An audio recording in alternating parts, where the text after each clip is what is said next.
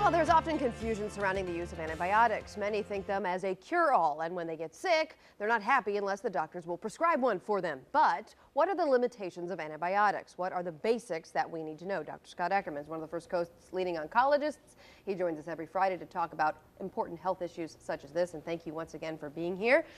Coming off of like a 15-day illness. I needed you about half of a month ago, but that's okay, it's another story. What about illnesses? Because, you know, everybody wants to think, you know, if you get sick, I need an antibiotic. But that's not really the case. What illnesses really do call for antibiotics? Antibiotics treat bacterial infections. So we have viral infections, fungal infections, and bacterial infections. And bacterial infections are the only ones that are treated with antibiotics.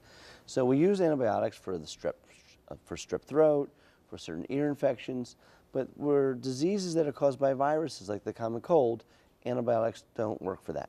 Right. Okay. So if you're taking the antibiotics, you're not really doing anything to benefit yourself because it doesn't affect the virus. Right. So a lot of people think that because they're sick, they need an antibiotic. Right. The truth is, many people don't have a bacterial infection; they have a viral infection. They want an antibiotic, and they're taking them inappropriately in that situation. So is there anything that can make an antibiotic? Because I've heard like, don't take grapefruit. You know, I don't know why, but I've heard people say don't take grapefruit and antibiotics together. So is there anything that makes an antibiotic less effective? Well, there's lots of things that can. Really, there's three major categories. One is medications.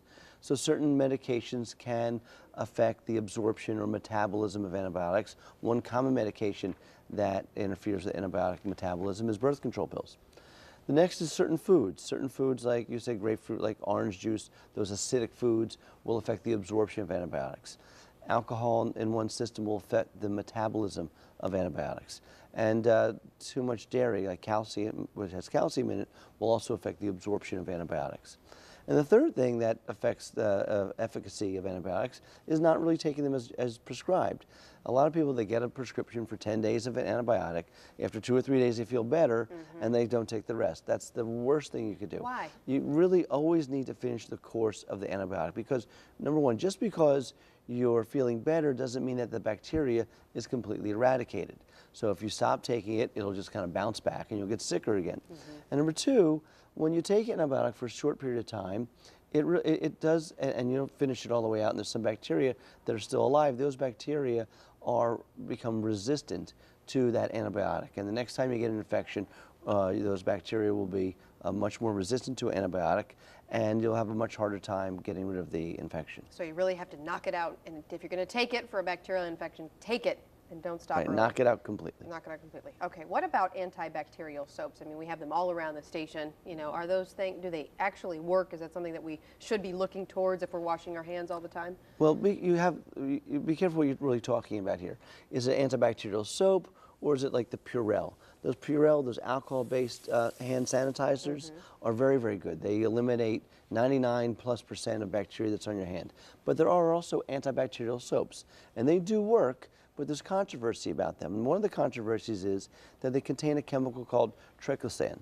And this triclosan, which is in them, is also found in certain cleaners and toothpaste. There was something in the news earlier this week about Colgate Total, how it has it in it, and Colgate is removing that because this triclosan, which is in the antibacterial soaps and toothpaste, has been shown to cause cancer.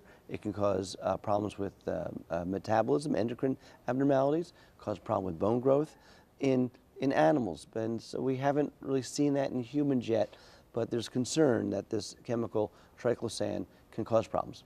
The truth is that these antibacterial soaps aren't necessarily any better than just regular soap and water.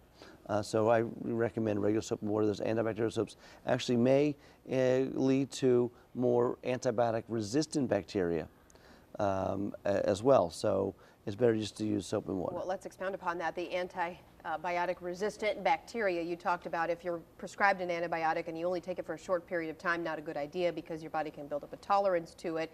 Are there different strains of bacteria then that are not knocked out, if you will, by antibiotics? And should we be concerned about something like that? We should. And what's happening in America over the past few decades is the overuse of antibiotics has created all these very strong strains of bacteria that are very resistant to antibiotics. You've heard of MRSA. MRSA is methicillin-resistant It's a methicillin-resistant bacteria, and it's very, very hard to treat. And these superbugs are becoming increasingly difficult to treat, and even a simple bacterial infection can be very resistant to antibiotics. So we have about 30 seconds left. What is your advice overall as it applies to antibiotics if someone's watching? So if you have antibiotics in your medicine cabinet, don't just take them. See a physician if you're sick. And antibiotics, like all medicines, it's not always the best thing, but many times it is the best medicine. So see a physician. All right, Dr. Ackerman, as Thank you, always, Casey. it's so good to see you. Thank you for stopping you. by every Friday as you do and for the information. And if you have any questions for Dr. Ackerman, you can go to his Facebook page. Weigh in whatever question that you may have. They will answer it. His Facebook is simply facebook.com/First Coast Oncology.